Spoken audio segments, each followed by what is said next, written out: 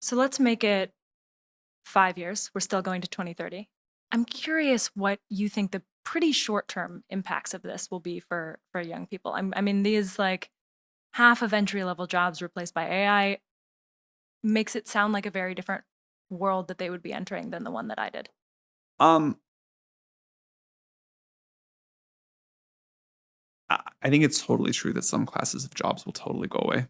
This always happens, and young people are the best at adapting to this. I'm more worried about what it means, not for the like Hmm. 22-year-old, but for the 62-year-old that doesn't want to go re- retrain or reskill or whatever the politicians call it that no one actually wants but politicians and most of the time. If I were 22 right now and graduating college, I would feel like the luckiest kid in all of history Why?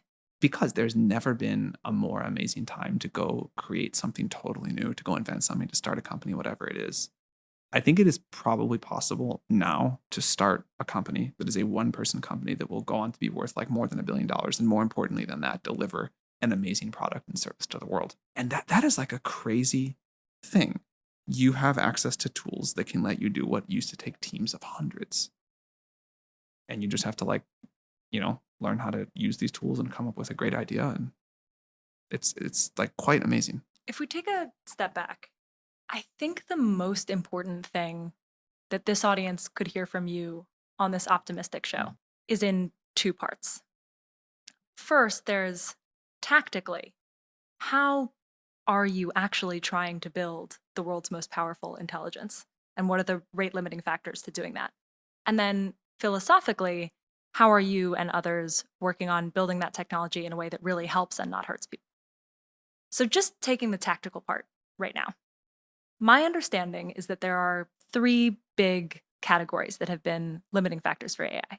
The first is compute, the second is data, and the third is algorithmic design. How do you think about each of those three categories right now? And if you were to help someone understand the next headlines that they might see, how would you help them make sense of all of this? I would say there's a fourth too, which is figuring out the products to build. Hmm. Like technology, like scientific progress on its own, not put into the hands of people, is of limited utility and doesn't sort of co-evolve with society in the same way. But if I could hit all four of those, Yeah. um, so on the compute side, yeah, this is like the biggest infrastructure project certainly that I've ever seen. Possibly it will become I think it will. Maybe already is the biggest and most expensive one in human history. But the whole supply chain from making the chips and the memory and the networking gear, racking them up in servers, doing, a giant construction project to build like a mega data center, putting finding a way to get the energy, which is often a limiting factor piece of this, and all the other components together. This is hugely complex and expensive, and we're still doing this in like a